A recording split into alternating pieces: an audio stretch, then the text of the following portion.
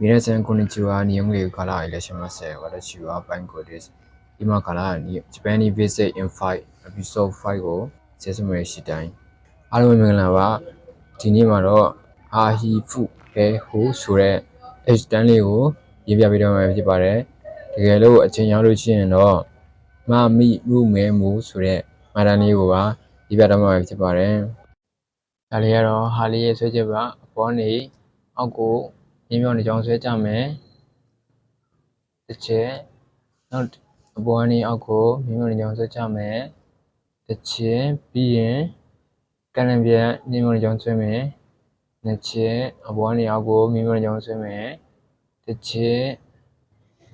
ကန့်လန့်ပြတ်မြင်းမြောင်းတစ်ကြောင်းဆွဲမယ်နှစ်ချက်ပြီးရင်အပေါ်ကနေအောက်ကိုမြင်းမြောင်းတစ်ကြောင်းဆွဲမယ်အောင်နာလေးရောက်ပြီဆိုလို့ရှိရင်ဝိုက်မယ်ပြီးရင်ညာဘက်ကိုထိုးချလိုက်မယ်၃ချက်ပါအားလေးရဲ့ဆွဲချက်ကတော့၃ချက်ပဲဖြစ်ပါတယ်အပေါ်ကနေအောက်ကိုဆွဲချမယ်ပြီးလို့ရှိရင်ကန့်လန့်ပြတ်တစ်ကြောင်းဆွဲမယ်ပြီးရင်အပေါ်ကနေပြီးတော့အောက်ကိုဆွဲချမယ်ဝိုက်မယ်ဘယ်ဘက်ကိုဝိုက်မယ်ညာဘက်ကိုထိုးချမယ်၃ချက်ပါနောက်တစ်လုံးပါအပေါ်ကနေအောက်ကိုဆွဲချမယ်ပြီးရင်မြင်းမြောင်းတစ်ကြောင်းဆွဲမယ်ပြီးရင်အပေါ်ကနေအောက်ကိုမြင်းမြောင်းတစ်ကြောင်းဆွဲမယ်ပြီးရင်ဘယ်ဘက်ကိုဝိုက်ပြီးတော့ညာဘက်ကိုထိုးချမယ်၃ချက်ပါအပေါ်ကနေအောက်ကိုမြင်းမြောင်းတစ်ကြောင်းဆွဲမယ်တစ်ချက်မြင်းမြောင်းကြောင်းဆွဲမယ်နှစ်ချက်ပေါ်နေအောက်ကိုကြောင်းဆွဲမယ်ဝိုက်မယ်၃ချက်နောက်တစ်လုံးမှာမြင်းမြောင်းဆွဲမယ်အပေါ်ကနေအောက်ကိုဆွဲချမယ်ဘယ်ဘက်ကိုဝိုက်မယ်ညာဘက်ကိုထိုးချပါမယ်၃ချက်ပေါ်နေအောက်ကိုတစ်ချက်မြင်းမြောင်းကြောင်းနှစ်ချက်အပေါ်နေအောက်ကိုထိုးမယ်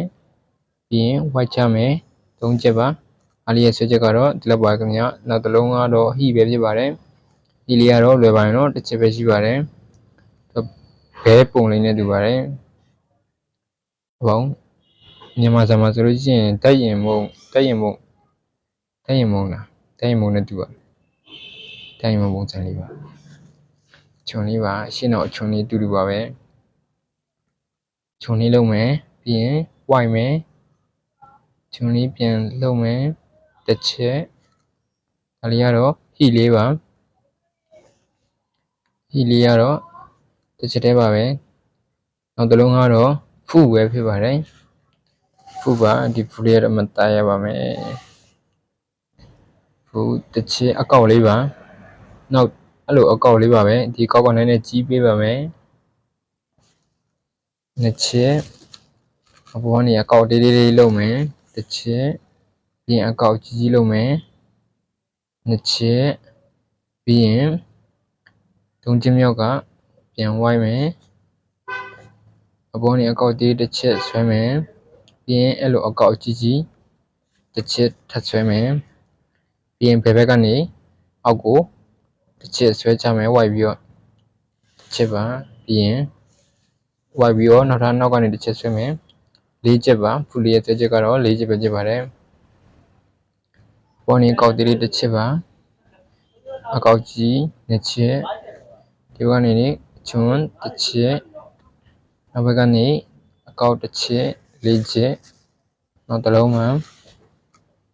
ပေါ်နေအကောက်တစ်ချက်အကောက်ကြီးတစ်ချက်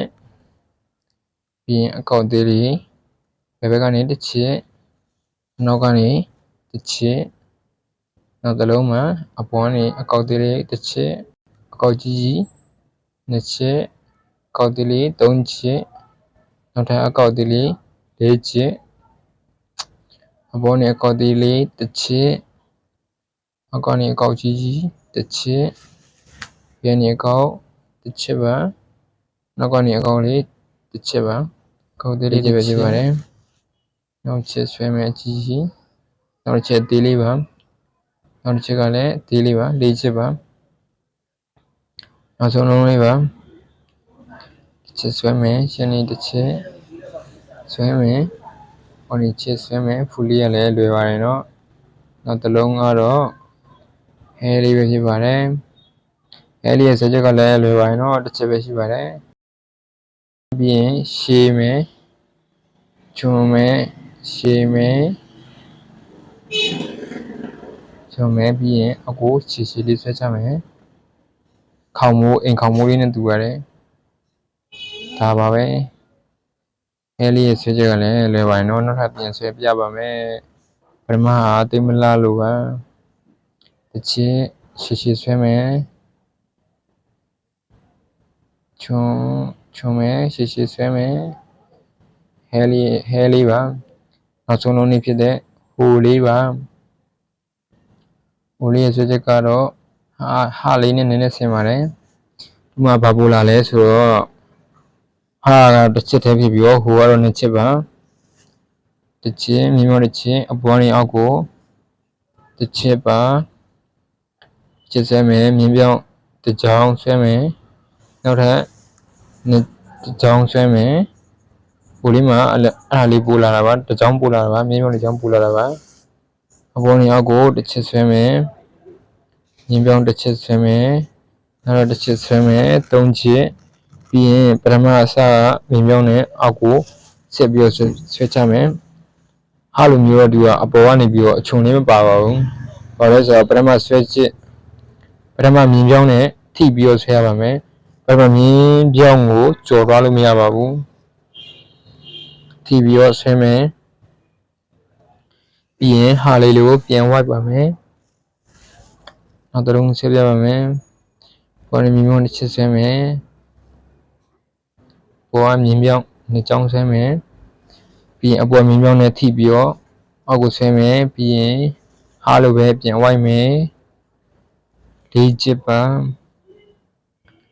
တစ်ချက်မြင်းပြောင်းတစ်ချက်မြင်းပြောင်းနှစ်ချက်အပေါ်ကြောင်းနဲ့ထိပြီးအောက်ဆွဲမယ်ကောက်မယ်နောက်တစ်လုံးမှာအပေါ်နေအောက်ကိုမြင်းပြောင်းတစ်ချောင်းဆွဲမယ်